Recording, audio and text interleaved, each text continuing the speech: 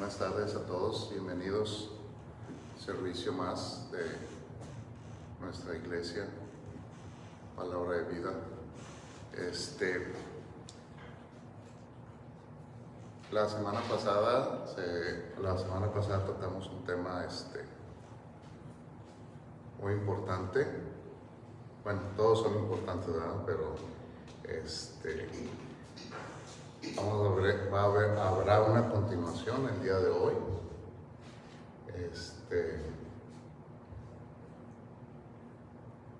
Tocaba el tema acerca de la relación que hay entre los profetas con el Apocalipsis, ¿verdad?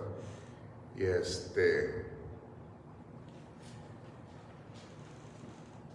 el libro de Apocalipsis, pues como sabemos, lo escribió el apóstol Juan, que Jesús mismo lo llamó mi amado, el apóstol amado. El apóstol amado, por alguna u otra razón, en su misericordia, Dios puede hacer lo que quiere. Tuvo un cierto aprecio más hacia el apóstol Juan, ¿verdad? De hecho, como sabemos, fue el único apóstol que no murió torturado, ¿verdad? De hecho, todos sabemos que el rey lo aventó en un caldero de aceite hirviendo y no murió el apóstol Juan. Y pues en las cosas de Dios no hay casualidades, ¿verdad? Él estaba destinado para que escribiera el libro de Apocalipsis. Y siempre que escuchamos esa palabra Apocalipsis nos da miedo, pensamos en cosas malas, pero pues al contrario, para los cristianos son cosas buenas porque pues es la venida del Señor Jesús. Y esto es el complemento de la Escritura, ¿verdad? Y para no ahondar más en el tema, me gustaría compartirles una escritura, pero no sin antes de abrir la Biblia. Quisiera que inclinaran su rostro en reverencia al Señor para hacer una oración, por favor. Gracias, Dios amado. Estamos aquí, Dios, reunidos en tu nombre, Dios, porque sabemos que tú eres bueno, Dios. Y en misericordia, Dios, nos has dado la oportunidad de estar un día más aquí, Dios. Nos has dado la oportunidad de poder estudiar tu palabra, de poder abrir este sagrado libro que tú dejaste, Dios, que es una guía de vida, Dios, y que no tenemos que tener miedo, Dios. Desde Génesis hasta Apocalipsis, Dios, sabemos que esto es un plan de vida, Dios, que tú has dejado para nosotros, Dios. Lo tenemos que obedecer, Dios. Que nos desviamos, sí, que pecamos, sí, Dios, que trastabillamos, sí, pero tú nos has prometido que estarás con nosotros, Dios, hasta el fin del mundo, Dios. Gracias, Dios, por los que estamos reunidos aquí, Dios, por los que nos están viendo a través de la pantalla, Dios, por todos los que vienen y por los que no pudieron venir por algún motivo, Dios. Ten misericordia de ellos como de nosotros, Dios. Dale sabiduría, Dios, a tu siervo, Dios, para que hable correctamente tu palabra, Dios, como tú la has dejado aquí, que no añada ni quite ninguna tilde de la J, Dios, por favor, Dios. Te lo pedimos y te lo imploramos en el nombre precioso de tu Hijo Jesús, Dios. Amén. Amén. Me gustaría compartirles, si quieren anotarlo, y como decíamos, en las cosas de Dios no hay casualidades. En una de las 3 cartas de Juan, del apóstol amado, como lo dijo el maestro,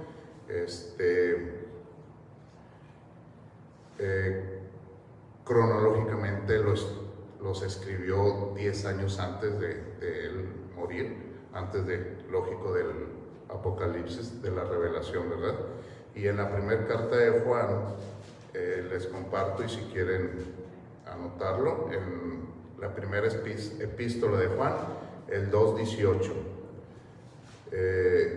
Así es la palabra de Dios. Hijitos, ya es el último tiempo, y según vosotros oíste que el anticristo viene.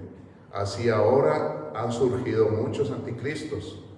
Por eso conocemos que es el último tiempo. Está hablando de la apostasía, ¿verdad? Salieron de nosotros, pero no eran de nosotros. Se está dirigiendo a un pueblo cristiano ya, a unos convertidos, ¿verdad? Habrán permanecido con nosotros, pero salieron para que se manifestara que no todos son de nosotros, pero vosotros tenéis la unción del Santo. Le está hablando al pueblo cristiano, ¿verdad? Y conocéis todas las cosas. No os he escrito como si fueras ignorante, como si ignoréis la verdad, sino porque la conoces y porque ninguna mentira procede de la verdad. ¿Quién es el mentiroso sino el que niega que Jesús es el Cristo? Este es el anticristo, el que niega al Padre y al Hijo. Amén.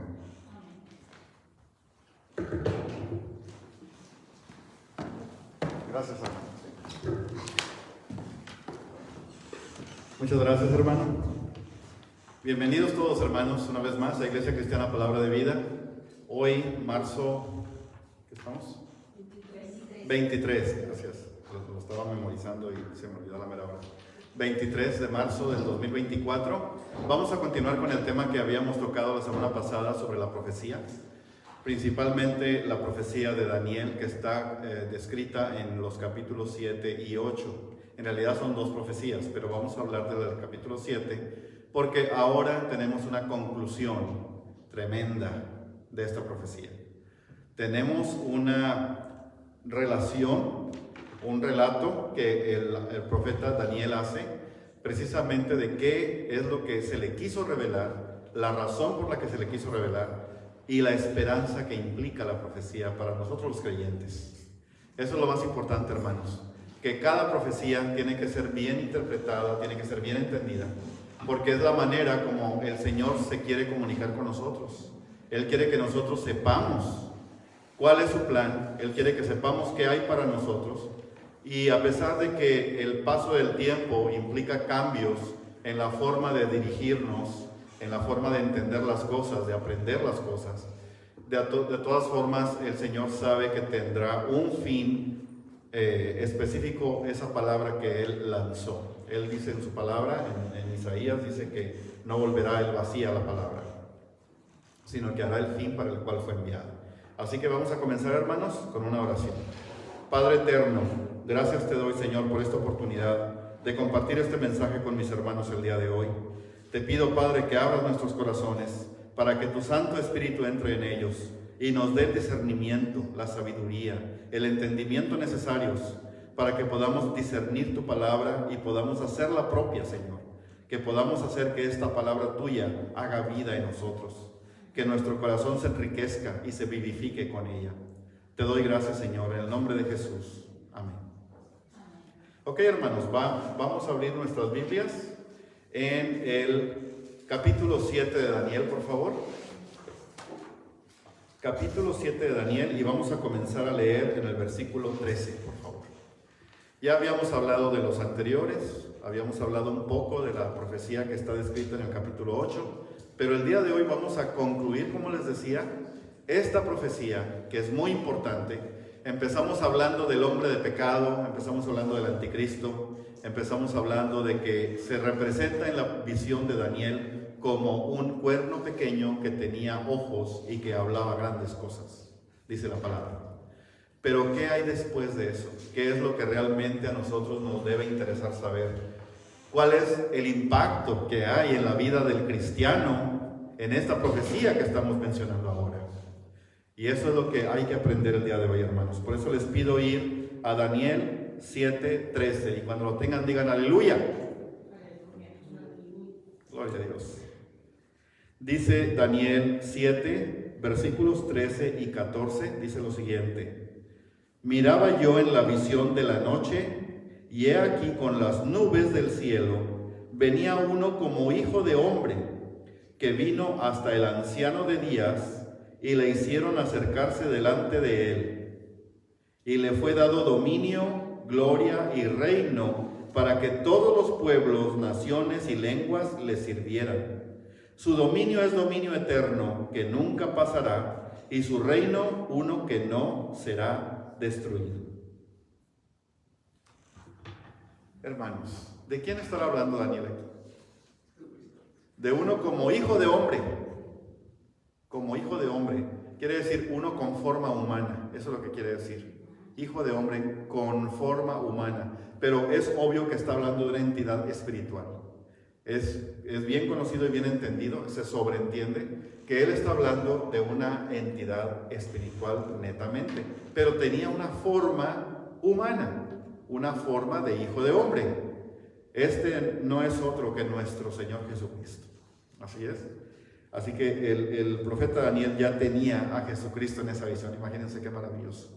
Él ya tenía la revelación de Dios sobre ese hijo de hombre que habría de venir a hacer lo que dice aquí la profecía. Fíjense qué honor para Daniel. Cuando dice que está viendo a un hijo de hombre que con las nubes del cielo vino hasta el anciano de días. ¿Quién será el anciano de días? ¿De quién estará hablando? Dios el Padre. Dios el Padre eterno. Aquí estamos viendo una diferencia visual, una diferencia que podemos nosotros imaginarnos de dos de las personas de la Santísima Trinidad. Estamos hablando de Dios Padre de una manera separada del Hijo del Hombre. ¿Se fijan? Como si fueran dos. Sabemos que en esencia es el mismo Dios, manifestándose de diferentes formas.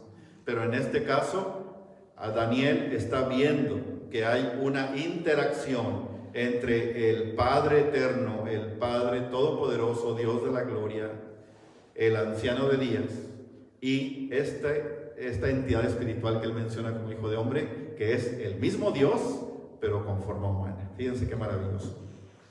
Ahora, hay que notar que en este pasaje vemos identificado precisamente al Señor Jesucristo de la manera que Él se identificó a sí mismo en su ministerio. Ustedes recuerdan que Él siempre se refirió a Él mismo como Hijo del Hombre. Y preguntamos, ¿por qué Hijo del Hombre? Porque Él quería dar a entender a los que lo escuchaban que Él era hombre como ellos. Que Él tenía las mismas tentaciones, las mismas exposiciones, las mismas experiencias, las mismas influencias que puede tener cualquier ser humano. Y sin embargo, Él nos dio un ejemplo de vida, porque Él fue un hombre sin pecado, y es el único hombre que no peca, que no pecó nunca. Él es un hombre que fue totalmente liberado de la maldad humana, que Él no tuvo ni siquiera pecado original, porque han de saber que el pecado original se transmite por herencia, se transmite genéticamente, y todo parece indicar que viene por el Padre. En este caso, Él nació sin pecado porque Él nació de una madre humana, pero de un Padre celestial. Imagínense ustedes. Nadie más puede decir o puede hacer que esto ocurra. ¿Okay? Así que en los evangelios se menciona también precisamente cómo Él se identifica y por qué se identifica así como Hijo del Hombre. Si gustan anotar Marcos 8:31 y Juan 1:51. Realmente, hermanos, los judíos de aquel entonces nunca lo consideraron a Él con un título mesiánico, nunca quisieron entender que Él era el Mesías, que Él era el que venía a salvar al mundo de sus pecados y de toda su maldad. Ellos nunca quisieron verlo así.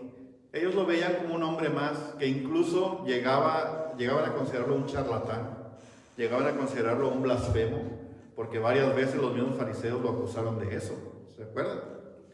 Así que es importante, hermanos, entender por qué se identifica el Señor como Hijo del Hombre. Y precisamente en esta visión de Daniel, en esta profecía que el Señor le revela, le está dando a entender que hay una interacción entre estas dos personas de la Trinidad, una interacción definitiva y que está estableciendo un cambio importante en la historia de la humanidad y en la influencia con la humanidad de esta interacción. Así que es importante saber eso. Ahora también debemos apreciar ese contraste que el profeta Daniel hace por medio de estas visiones, porque por un lado nos muestra, como habíamos mencionado la vez pasada, de las 4 bestias, de los 4 reinos o 4 imperios que estaban asolando al pueblo de Israel. Habíamos hablado de que esas bestias tenían una representación política o geopolítica en el contexto de la historia de estos acontecimientos. Realmente el profeta Daniel estaba haciendo una referencia, porque el Señor se la reveló, de que cada uno de estos reinos iba a tener una influencia definitiva en el pueblo escogido de Dios. Y la más interesante y de la que más se preocupó Daniel fue la última, la 4ª bestia. Esa bestia terrible, esa bestia monstruosa, que era peor que todas las otras, que despedazaba todo lo que tocaba. Porque esta bestia fue la única, de acuerdo a la profecía de Daniel, fue la única que atentó contra Dios. Fue la única que realmente se le puso al tú por tú al Señor. Fíjense bien. Por eso tenemos que analizar esta profecía, porque es aquí donde se define exactamente qué está pasando. Fíjense bien. Ahora, vamos a leer, en este caso, los siguientes versículos. Daniel 7, versículos 15 al 17. Fíjense bien. Se me turbó el espíritu a mí, Daniel, en medio de mi cuerpo, y las visiones de mi cabeza me asombraron. O sea, estaba muy confundido. Me acerqué a uno de los que asistían y le pregunté la verdad acerca de todo esto. O sea, dentro de la visión que él tuvo, ¿sí? Y me habló y me hizo conocer la interpretación de las cosas. Estas 4 grandes bestias son 4 reyes que se levantarán en la tierra. Han de saber que esto todavía no ocurría, hermanos. Todavía no ocurría. Cuando a Daniel le fue revelado esto de las 4 bestias, todavía no ocurría lo que estaba profetizándose aquí. Lo único que había comenzado a darse en la realidad fue la primera bestia. La primera bestia era el imperio de Babilonia. Y precisamente Daniel estaba en Babilonia. Daniel estaba ahí. Él supo que esa primera bestia era el imperio babilónico, pero vio con horror, vio con temor que venían más después de Babilonia. No iba a ser el final. El Señor le dijo, pues mira, yo sé que ahorita estás medio apachurrado porque estás aquí en Babilonia y el pueblo está cautivo y el pueblo no tiene ninguna esperanza de salir de aquí pronto, pero ahí te va, que va a haber otro peor que yo, y va a haber otro peor, y va a haber otro peor. ¿Sí? ¿Se imaginan? Así que por eso Daniel estaba así. Ahora, Daniel no entendía en ese momento a ciencia cierta lo que había visto. Él realmente no tenía todo el conocimiento necesario para saber quién era quién.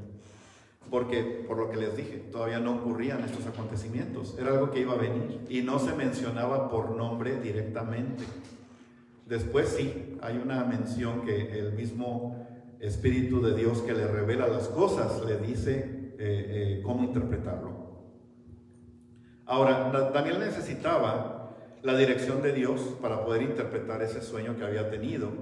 Nada más que en esta ocasión, la ayuda de lo que acababa de ver iba a ser interpretada o de alguna manera explicada por medio de ángeles enviados por Dios. Esto fue lo que ocurrió. Y pues bueno, en Daniel es precisamente una de las cosas que más algunas personas utilizan para poder decir que los ángeles tenían una estructura y que tenían una manera especial de comunicarse con los seres humanos y que realmente eran personas que podían traer la idea de lo que Dios quería establecer con cada uno. Así que hermanos, esto es interesante. Vamos a ver en este caso que Dios le hizo saber a Daniel que las 4 bestias que había visto representaban a 4 reyes o reinos, como lo acabamos de decir, ¿verdad? Y esto ya se había presentado en forma similar en el capítulo 2 de Daniel, cuando Daniel habla de otra profecía que tenía que ver con un sueño que tuvo el rey Nabucodonosor. Y fue Daniel el único capaz de interpretarlo. Fue la única persona que logró hacerlo. Así que, bueno, eso es algo que hay que saber entender. Ahora, el siguiente versículo también es interesante. Dice en Daniel 7:18, dice: después recibirán el reino los santos del Altísimo y poseerán el reino hasta el siglo, eternamente y para siempre. Está hablando de qué va a pasar después de las 4 bestias. Esto tuvo que haber tranquilizado a Daniel de alguna manera. ¿No se fijan en eso? Fíjense cómo el Señor le revela que después recibirán el reino, ¿quiénes? Los santos del Altísimo. Los santos del Altísimo. Aquí Daniel supo exactamente quiénes eran. Él sabía que iba a haber un remanente del pueblo de Israel, un remanente de la humanidad que iba a estar plenamente confiando en el Señor, con su fe puesta en Él, y que este remanente iba a ser protegido por Dios. Y ese remanente, hermanas y hermanos, somos nosotros. Así que háganse la idea. Háganse la idea de que tu nombre y mi nombre, gloria a Dios, están escritos en esa profecía. Tu nombre y mi nombre están ahí en la revelación que Dios le dio a este gran profeta Daniel. Porque realmente el Señor tiene cuidado de sus hijos. Gloria al Señor. Siempre hay que alabar al Señor por esto. Siempre tiene cuidado de cada uno de nosotros, y eso tenemos que agradecérselo, porque solamente Él puede guiarnos de la forma correcta en su plan perfecto. Muy bien. Ahora, aquí le queda claro a Daniel, ya al haber escuchado esta revelación mencionada en el versículo 18, que estos 4 reinos no iban a durar eternamente, iban a tener un fin, todos ellos, ¿verdad? Iban a terminar cuando el anciano de días se sentara en su trono para juzgar. Esto viene antes del pasaje que empezamos en Daniel 7:9. Y si como están ahí ahorita en Daniel, pues vamos de una vez. Daniel 7:9 dice lo siguiente. Un momento, por favor. Daniel 7:9 dice: después de esto miraba yo en las visiones de la noche, y he aquí la 4ª bestia. ¿Ya identificaron la 4ª bestia? ¿Se acuerdan que lo mencionamos la semana pasada? ¿Quién es? Es el Imperio Romano. El antiguo Imperio Romano. Eso es. ¿Sí? ¿Vamos bien? 7:7. Perdón, empecé en el 7:7. Disculpen ustedes. Después de esto miraba yo en las visiones de la noche, y he aquí la 4ª bestia, espantosa y terrible y en gran manera fuerte, la cual tenía unos dientes grandes de hierro, devoraba y desmenuzaba, y las sobras hollaba con sus pies, o sea que las pisoteaba, y era muy diferente de todas las bestias que vi antes de ella, y tenía 10 cuernos. Y luego habla de los cuernos, habla del cuerno pequeño en el versículo 8, pero en el 9 dice: estuve mirando hasta que fueron puestos tronos, y se sentó un anciano de días, cuyo vestido era blanco como la nieve, y el pelo de su cabeza como lana limpia. Su trono llama de fuego, y las ruedas del mismo fuego ardiente. Un río de fuego procedía y salía de delante de él. Millares de millares le servían, y millones de millones asistían delante de él. El juez se sentó, y los libros fueron abiertos. Hermanos, aquí está hablando de una descripción tremenda de Dios en su papel de juez, porque es Dios quien nos va a juzgar. Ahora, puede haber confusión en esto, porque ustedes recuerden, en la profecía de Daniel, en el tiempo de la profecía de Daniel, no se conocía siquiera a Cristo, no se conocía el nombre de Cristo. Se hablaba de alguien que iba a venir, y ese alguien iba a ser el juez, iba a ser designado como juez. Siendo Dios el supremo juez de todo el universo, de toda la creación, Él puede fácilmente asignarle ese rol a su propio Hijo Jesucristo. Claro que sí, porque es el mismo, a fin de cuentas, es el mismo. Así que este rol de juez se especifica para Jesucristo en Apocalipsis. Léanse el capítulo 1, 2 y 3 de Apocalipsis y se van a dar cuenta de que ahí se menciona y se le da el papel y se reconoce el rol de Jesucristo como juez. Ya no como hombre que vino a predicar, ya no como hombre que vino a salvar al mundo, sino como juez. ¿Se fijan la diferencia? Ustedes saben que en la primera venida de Cristo, Él vino en forma de bebé, indefenso, vulnerable, débil. Fue creciendo y creció con todas las características humanas que lo hacían vulnerable, lo hacían débil. Y por eso fue muerto. Por eso fue sacrificado.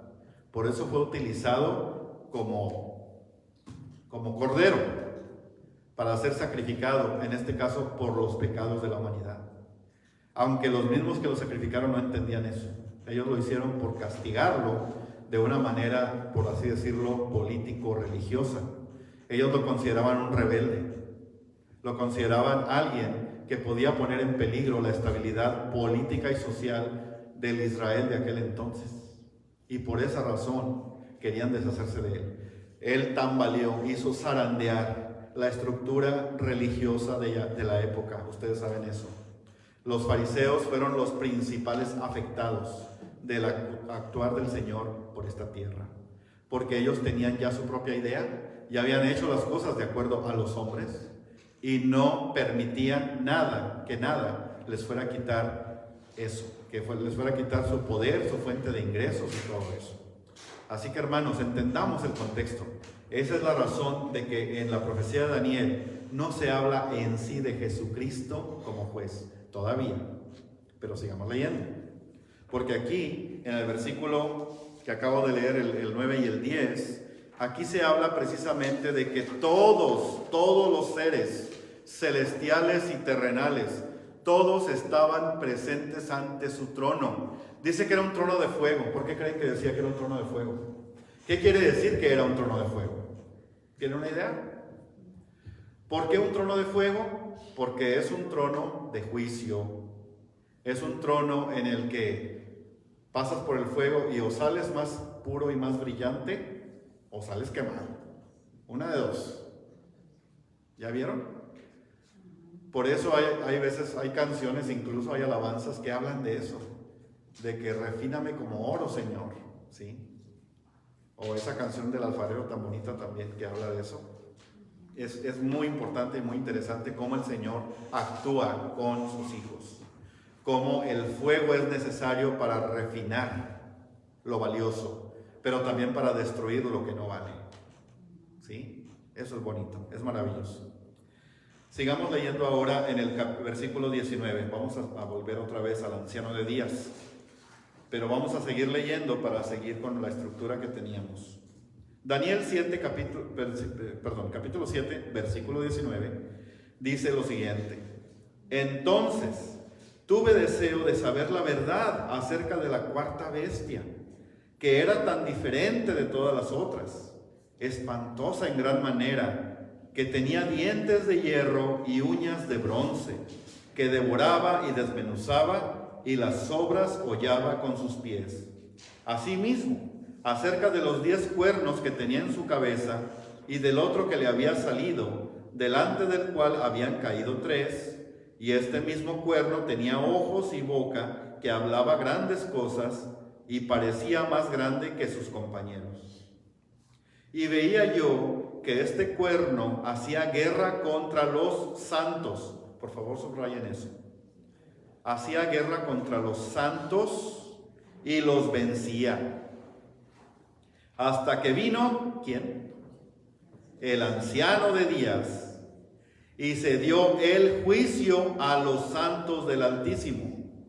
Fíjense bien, no malinterpretemos esta parte de la frase, de la sentencia, de la oración, del enunciado. Porque a veces la gente dice, van a juzgar a los santos, el anciano de días va a juzgar a los santos. No, cuando dice que le da el juicio a los santos, quiere decir que Él permite que ellos sean los que juzguen. ¿Ya vieron? Lo voy a repetir. No quiere decir que los santos van a ser juzgados por Dios en ese momento. Quiere decir que el Señor va a permitir que los santos sean los que juzguen. Y esto, hermanos, se parece mucho a lo que viene en Apocalipsis. Porque ¿quién va a juzgar en ese reino milenial? ¿Quién va a venir a juzgar cuando termine esa guerra terrible contra Israel? Esa última guerra, la última batalla, la madre de todas. ¿Quién va a juzgar? Jesucristo. ¿Con quién? Porque no viene solo. ¿Quién viene con él? Sus santos. Gloria a Dios. Ya vemos que hay una relación entre las profecías de Apocalipsis y la de Daniel. Ya vemos que hay un reflejo directo. Es como si Apocalipsis estuviera explicando lo que Daniel vio en aquel momento. Es como si Apocalipsis fuera la continuación o el detalle de lo que Daniel había profetizado. Así que es bien interesante, hermanos. Vamos a continuar leyendo. Dice aquí, bueno, ya hablé de la cuarta bestia. Dice que el Altísimo hablará palabras contra el Altísimo, que eso ya lo dije, serán entregados. Ok. Y a los santos del Altísimo quebrantará, o sea, el cuerno pequeño, y pensará en cambiar los tiempos y la ley. A ver, me faltó poner el número del versículo que estoy leyendo. Ya me pasé del 19, es el 22, sí, gracias. Versículo 22. Hasta que vino el anciano de días y se dio el juicio a los santos del Altísimo, y llegó el tiempo y los santos recibieron el reino. Ok. No es eterno el castigo, no es eterno el problema, sino que va a haber un momento en el que los santos, después de ser perseguidos, desmenuzados, aplastados por esta bestia, número 4, por este cuerno pequeño, ellos van a recibir el reino. Y el 23 dice, dijo así, la cuarta bestia será un cuarto reino en la tierra, el cual será diferente de todos los otros reinos, y a toda la tierra, o sea, toda la tierra, todas las naciones, devorará, trillará y despedazará. Y los 10 cuernos significan que de aquel reino se levantarán 10 reyes. Y tras ellos se levantará otro, el cual será diferente de los primeros, y a 3 reyes derribará. Y hablará palabras contra el Altísimo, y a los santos del Altísimo quebrantará. Y pensará en cambiar los tiempos y la ley, y serán entregados en su mano hasta tiempo y tiempos y medio tiempo. Voy a detenerme ahí porque esto es complicado.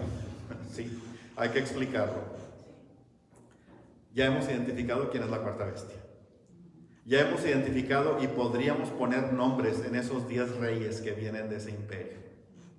Ese imperio ustedes saben que fue dividido después de Cristo, ¿sí? Y hubo pleito entre los que tomaron ese imperio. Le pasó casi lo mismo que al imperio macedonio, con Alejandro el Grande. Pero en este caso hubo 10 diferentes reyes. Y estos 10 no gobernaron al mismo tiempo, sino que se fueron pasando el poder uno al otro. Estamos hablando de los grandes emperadores romanos, como Nerón, por ejemplo, como Julio César, como César Augusto, como todos ellos. ¿Cómo se llama? Doniciano, también. Varios de ellos. Ahora, de todos estos, incluso si vemos la historia antigua de Roma, podríamos identificar quién fue ese cuerno pequeño que acabó con otros 3 emperadores. Sí podríamos identificar.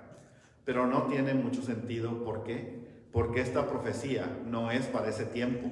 Esta profecía realmente es para el tiempo que viene. El tiempo que viene. Este cuerno pequeño, mucha gente lo identifica con el poder religioso que salió del Imperio Romano y que ahora se extendió por toda la tierra. El poder religioso, ideológico, que salió de ahí y que tomó la doctrina cristiana, la naciente fe cristiana como bandera para utilizarla e imponerse en poder en todo el mundo.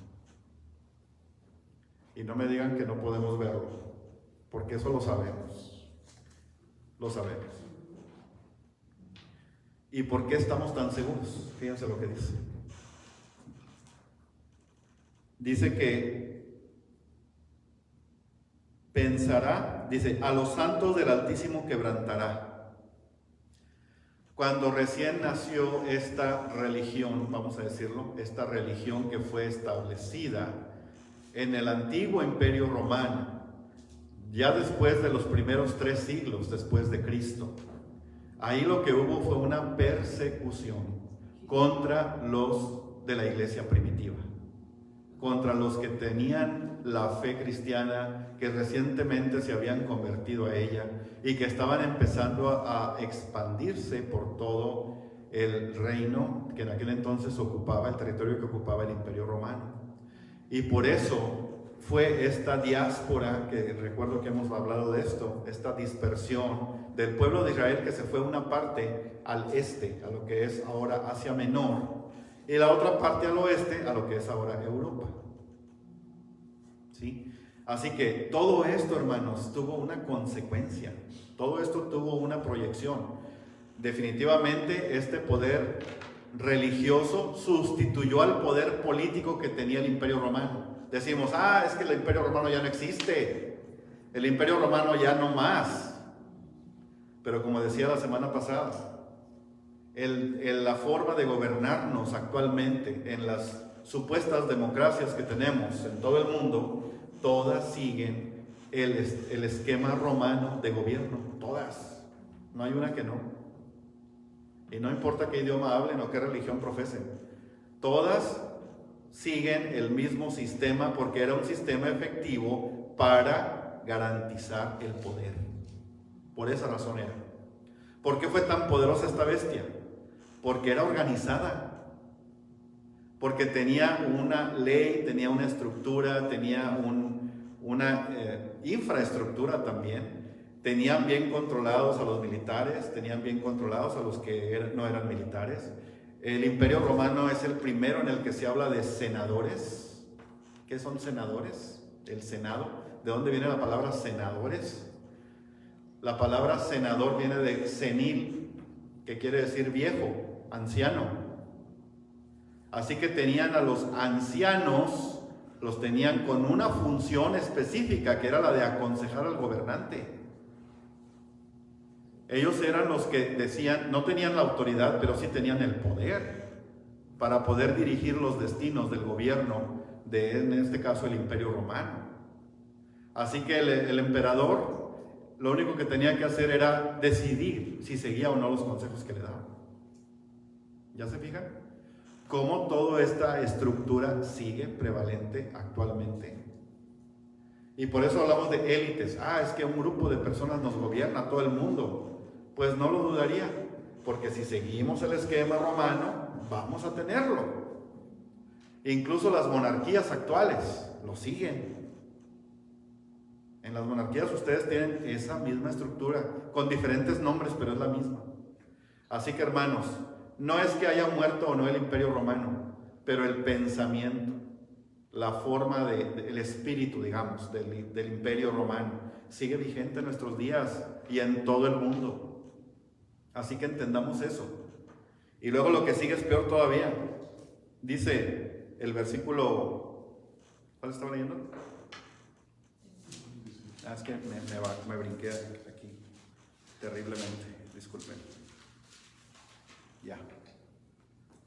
Cuando dice en el versículo 25, dice, y pensará en cambiar los tiempos y la ley, y serán entregados en su mano hasta tiempo y tiempos y medio tiempo. A ver, ¿qué es esto? ¿Quién trata de cambiar los tiempos y la ley? Se los contesto con otra pregunta. ¿Han oído hablar del calendario gregoriano? ¿De dónde viene? Viene de ese poder religioso instaurado por Roma. De ahí viene. Ese calendario gregoriano fue establecido por un papa, Gregorio, y precisamente por eso se llama así. Pero ¿qué hizo este papa? ¿Qué hizo? pues simplemente él se fijó tenía mucho conocimiento científico, astronómico y estas cosas, y él pues propuso, ¿verdad?, este esquema de 12 meses, que luego les cambió el nombre para honrar a sus emperadores, ¿verdad?, los emperadores romanos. Por ejemplo, el mes de julio se llama así por Julio César, y el mes de agosto se llama así por Augusto, otro de los Césares, ¿sí? Así que, hermanos, fíjense ustedes cómo esto se estableció así, y ahora es el calendario que llevamos nosotros. Ya no nos guiamos por la luna y las estrellas, por las estaciones, ahora nos guiamos por la designación que hay en ese calendario. ¿Se fijan? Eso es lo interesante. Así que, hermanos, bien bonito esto, es interesante y a la vez gratificante entender que estamos viviendo y estamos viendo precisamente todo lo que ocurrió en esta profecía. Todo. Cuando cambia los tiempos y la ley, ¿qué ley cambió? Pues ahí les va. Creo que ya sabemos qué ley cambió. Cuando se habla de ley en la Biblia, se habla de la ley de Dios principalmente, porque el pueblo de Israel funcionaba como una teocracia. Una teocracia quiere decir un sistema de gobierno en el cual Dios es el único soberano y todos los demás somos servidores de Dios. Y Dios estableció una ley clara, muy fea en algunos casos, que tenía que hacerse valer para que pudiera el pueblo sobrevivir. Y esta ley, podríamos comenzar con la ley de Moisés, o la ley que Dios le dio a Moisés para que la estableciera en el pueblo de Israel. Incluso en Mateo 5, ustedes pueden ver que el Señor no abrogó, no abolió, no destruyó, no eliminó, no descartó la ley de Moisés, no la descartó. ¿Se fijan? Él dijo que había venido a cumplir la ley, no a abrogarla. Sin embargo, la ley ha sufrido cambios y hay ciertos preceptos de la ley que ya no se pueden cumplir, sobre todo las leyes ceremoniales. ¿Por qué? Porque ya no hay templo en el cual se pueden hacer sacrificios y sacar sangre y todo esto. Y hay otras leyes que también ahora se toman como que a conveniencia, diría yo. Porque, por ejemplo, se convierten en tradiciones y de esta forma ya no son leyes en sí. Un ejemplo es la circuncisión. Hay gente que pues se obliga a circuncidarse, ¿verdad? Que es por una cuestión de respeto a Dios y que recordemos el pacto que Dios hizo con Abraham. Te recomiendo que te circuncides, bla, bla, bla. Cuando nosotros los cristianos sabemos que eso ya no vale para Dios. A Dios no le importa. Ya no. Le importó en su momento. Pero ahora Dios te dijo una manera mejor de que tú seas digno de tener un pacto con Él. Ya no es la circuncisión de carne la que vale, sino la circuncisión del corazón. El quitarte esa cubierta de tu corazón para que esté expuesto a Dios, para que reciba el Espíritu Santo. Eso es lo que realmente quiere Dios que hagamos. Y no tener esa ley de la circuncisión como si fuera todavía vigente, porque ya no lo es. Como les dije, es tradición. Hay pueblos en los que hasta fiesta hacen cuando se circuncida el niño. ¿Sí? Pero eso no es, hermanos, no es lo que el Señor quiere de nosotros ahora. ¿Sí? ¿Estamos bien? ¿Quién cambió la ley entonces?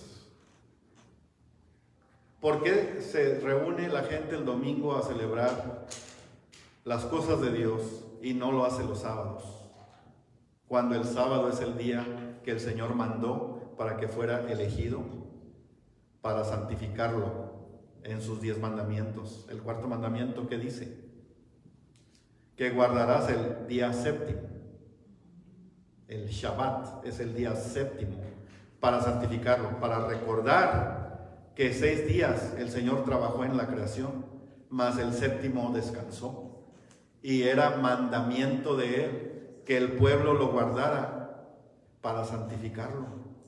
Santificarlo quiere decir respetarlo. Eso quiere decir que no hagas en ese día nada que pudiera considerarse que no es santo. Eso es lo que quiere decir. No es que te aguantes de trabajar así porque sí. Y que digas, no, pues no voy a hacer comida, o no voy a hacer esto, no voy a hacer lo otro. No es exactamente eso el motivo del sábado. Es un reposo total en el que tú tienes que dedicarte a Dios y ya no poner tu atención en ti y en tu familia de la forma material, continua, rutinaria que siempre lo haces. Es la única real diferencia. No te está diciendo que ese día tienes que aislarte del mundo totalmente y tienes que pues quedarte en tu cama porque es día de reposo. Qué padre, ¿no? Ay, es día de reposo, déjame reposar, no me levantes. Suena ahí, ándale, vamos a tomarnos un café. No, porque es día de reposo. ¿Sí me entienden? O sea que no hay que exagerar. La razón del reposo es un reposo espiritual. Es un reposo para que tú descanses tu mente de las cosas que te abruman y te ocupan todos los días. Este día ya no te vas a preocupar por el trabajo, ya no te vas a preocupar por los problemas que tienes, por las deudas, por las situaciones personales. Ahora te tienes que preocupar por Dios, por tener esa comunión con Él. Claro que qué bueno que lo hagas todos los días, pero en este caso tienes que reservar ese día para darle a Él todo, porque ese es su mandamiento. ¿En qué momento terminó eso? ¿Qué hace la gente, incluso algunos cristianos, cuando llega el día de resurrección o el domingo de Pascua, como dicen algunos, o peor, el día de la coneja, como dicen otros? ¿Qué es lo que hacen? ¿Ustedes creen que se dedican a adorar a Dios? ¿A recogerse y a orar? ¿A entenderse unos a otros y a darse poder, a darse fortaleza unos a otros en casa? ¿Qué es lo que debemos estar haciendo para conmemorar la resurrección del Señor Jesucristo? ¿No? ¿Qué hacemos ese día? ¿Lo que hace la gente? Se va de picnic, se va de día de campo, y qué bueno que se vayan de día de campo. Pero ¿qué tiene que ver eso con la resurrección de Cristo? Es la pregunta. ¿Sí me explico? O sea, estamos como que confundiendo un poco los términos. Yo creo que la prioridad debe ser siempre el Señor. Si estamos diciendo que la celebración tiene que ver con la resurrección de Cristo, que se vea, que se vea. Tenemos que dar ese ejemplo nosotros, hermanos. Y hay veces que decimos, ay, es que déjame ir a la tienda a comprarme un pantalón nuevo y una camisa nueva y mis botas y mi sombrero nuevo, porque es día de resurrección. ¿Qué tiene que ver?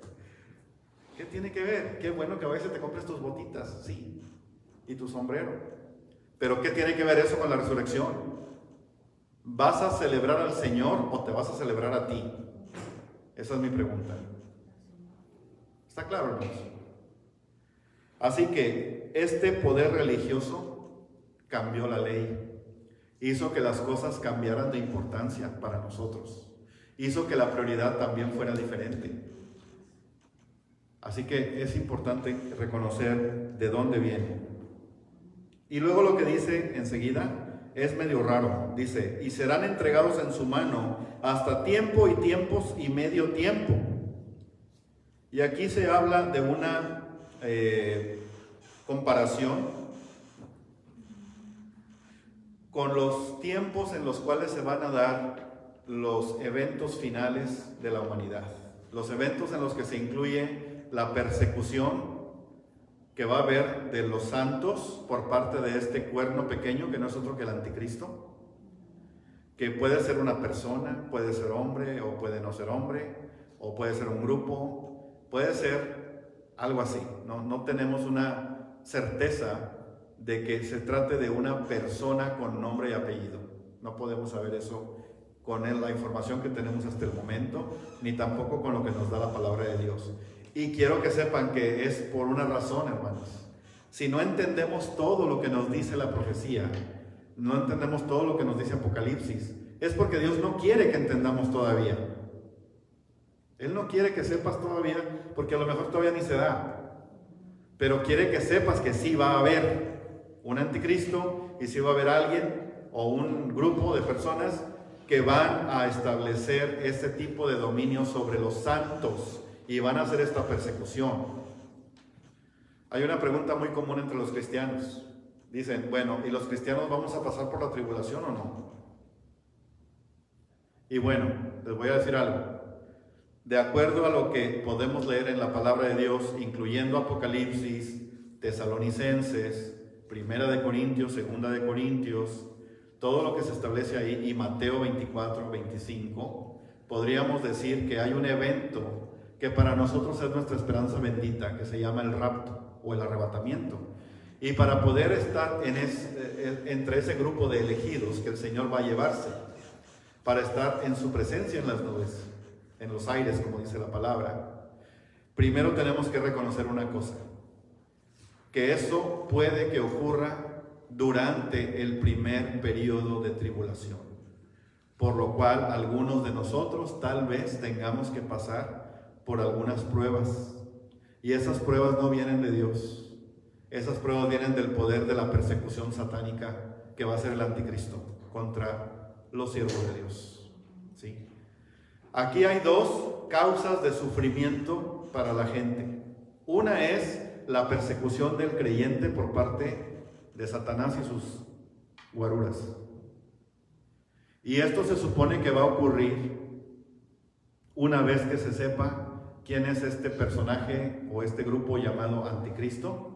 Y supuestamente va a ocurrir en una época intermedia en los 7 años que están pronosticados de tribulación en Apocalipsis. Por eso cuando dice Daniel, tiempo y tiempos y medio tiempo, lo que está queriendo decir es una estimación de años. Tiempo, él lo establece como una equivalencia a un año. Tiempos, para él es equivalente a 2 años. Y medio tiempo significa medio año. Así que este tiempo se puede interpretar como que son 3 años y medio, de acuerdo a lo que dice Apocalipsis después, muchos siglos después, que también tiene el mismo número. ¿Sí? Igual no sabemos si es exacto esto o si es solamente un símbolo. 3.5, 3 y medio, pues es la mitad de 7. Podríamos decir que es la mitad de lo perfecto, porque el 7 es el número de perfección en la Biblia. Pero lo que dice la Biblia es que 3 años y medio va a haber tribulación, y este anticristo o esta persona, este grupo, va a venir y va a decir, ok, voy a hacer esto y esto y esto, paz y seguridad. Y entonces va a haber una paz relativa entre los grupos que actualmente están encontrados, como es el pueblo de Israel y todos aquellos que quieren verlo muerto. Va a haber una paz relativa, una paz en la que este personaje va a establecer reglas y va a establecer un poder que va a ser un poder mundial, un poder en el que él va a tener absolutamente mucho poder, suficiente como para determinar quién muere y quién vive. Y la persecución va a ser contra los cristianos. ¿Por qué? Porque en los tiempos del emperador Nerón, por ejemplo, Nerón persiguió a los cristianos por la razón de que ellos no lo consideraban a él como Dios. Los cristianos tienen su propio Dios, y ese Dios no es el emperador de Roma. Así que de la misma manera, como para nosotros no hay otro Dios, que Jesucristo, Dios Todopoderoso, Señor del cielo y de la tierra. Él es el único Dios y no hay otro. Y no vamos a adorar a nadie más, ni a obedecer a nadie más que no sea Él. Si alguien me dice que haga algo contrario a lo que Dios quiere que yo haga, y yo tengo que servir a mi Dios, entonces esa otra persona que quiere que yo haga algo diferente, obviamente no le voy a caer bien. Y obviamente va a querer que yo me desaparezca del mapa si no me alineo, ¿verdad? Así que estamos esperando algo similar. Nosotros los creyentes tenemos que estar preparados para esas cosas. No quiere decir que todos los creyentes vamos a sufrir lo mismo, ¿no? Porque incluso ahora tú volteas a tu alrededor y ves cómo hay cristianos que están siendo perseguidos en países con un régimen opresivo por la misma razón que eran perseguidos los cristianos en la época de los emperadores romanos. Igualito. Pero que no nos dañe eso, que no nos afecte, porque nosotros tenemos la esperanza puesta en el Señor Jesucristo, el autor y consumador de la fe. Gloria a Dios. ¿Ok? Seguimos leyendo, hermanos. El versículo 26 dice: pero se sentará el juez y le quitarán su dominio para que sea destruido y arruinado hasta el fin. O sea, ese cuerno pequeño va a ser destruido. 27. Y que el reino y el dominio y la majestad de los reinos debajo de todo el cielo sea dado al pueblo de los santos del Altísimo, cuyo reino es reino eterno, y todos los dominios le servirán y obedecerán. Versículo 28. Aquí fue el fin de sus palabras. En cuanto a mí, Daniel, mis pensamientos me turbaron y mi rostro se demudó, pero guardé el asunto en mi corazón. Hermanos, ¿ven la esperanza que hay? No solamente para los cristianos que tal vez nos toque estar o no en la tribulación. Y les decía que hay dos formas en las que la humanidad va a ser afectada. Una, por la persecución de creyentes. Obviamente los que no son creyentes la van a pasar a todo dar. Pero luego viene la ira de Dios. La ira de Dios también está establecida en la profecía. El juicio de Dios, por eso dice que es con fuego, porque es una ira de Dios. Es la ira de Dios, es el enojo, el coraje de Dios. Y hay una forma diferente de manifestarse esta ira a los diferentes grupos de la humanidad y en diferentes lugares. Pero fíjense una cosa interesante: todas las cosas que se mencionan como parte de la ira de Dios, como son las 7 copas, los 7 sellos, las 7 trompetas, etcétera, etcétera, todo implica que son fenómenos naturales, porque no se pueden explicar de otra manera, ni pueden ser provocados por la humanidad. La persecución de cristianos va a ser totalmente humana, y va a haber gente persiguiendo gente, y va a haber robots persiguiendo gente, y va a haber inteligencia artificial persiguiendo gente. Claro que sí, ya la hay, ya existe. Pero nuestra posición tiene que ser firme, hermanos. No tiene que ser de temor. Ahí vienen los chinos, ahí vienen los rusos, ahí vienen los musulmanes, aquí y allá. No se trata de eso. Se trata de que nosotros estamos firmes en nuestra fe. ¿Y para qué el Señor te dio la armadura? ¿Para qué te la dio? Nada más para rezar todos los días. Me pongo la armadura de Dios esta mañana, y me pongo el casco, y me pongo esto. No, hermanos, eso es un rito, nada más. La armadura de Dios es de Dios para ti. Es la armadura que Él te da para que tú te defiendas, porque son de defensa. Protege tu vida, protege tu cabeza, tu mente con el casco, proteges tu corazón con la coraza, proteges todo tu cuerpo con el escudo, etc. Y la única cosa que tienes para atacar es la espada del Espíritu, que es la palabra de Dios. Efesios 6. ¿Ok? ¿Vamos bien? Así que si te vas a poner la armadura, piensa en lo que representa cada elemento de la armadura, no en la armadura en sí. Porque te puedes poner 1000 cascos y 1000 escudos, y como quiera, si vas a ser perseguido de acuerdo al plan de Dios, de acuerdo a que Él lo permite, y vas a pasar por pruebas, las vas a pasar, con o sin armadura.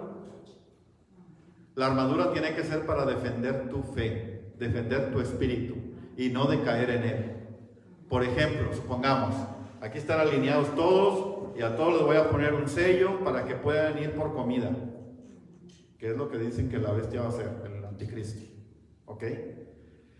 Y luego tú vas a decir, bueno, es que yo no puedo aceptar esta marca, porque lo que quieres que yo haga es que me olvide de mi Dios y que yo diga que Dios no existe, o que yo no debo seguir a Dios, sino debo seguir a este gran líder que tengo ahora.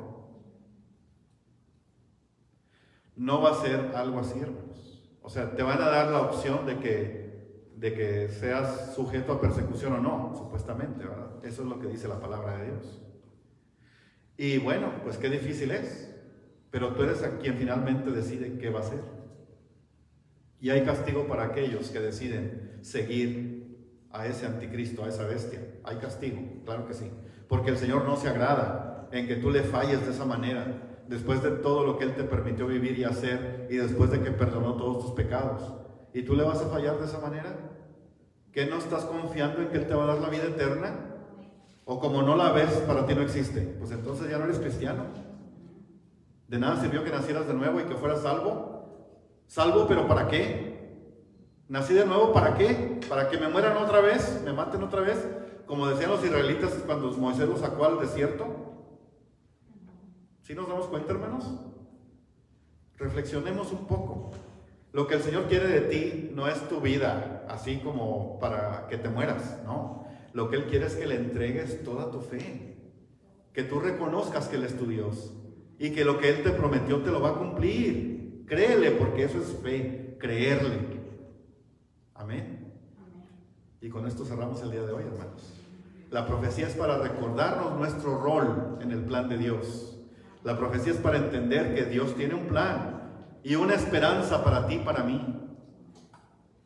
Amén.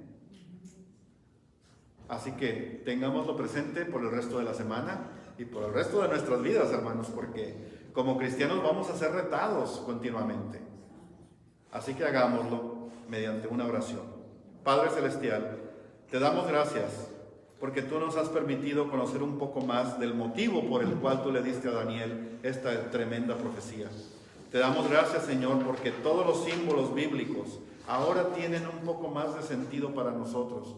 Tú has dispuesto, Señor, que estemos siempre sujetos a ti para obtener sabiduría, para poder entender y para poder saber qué hacer, Señor.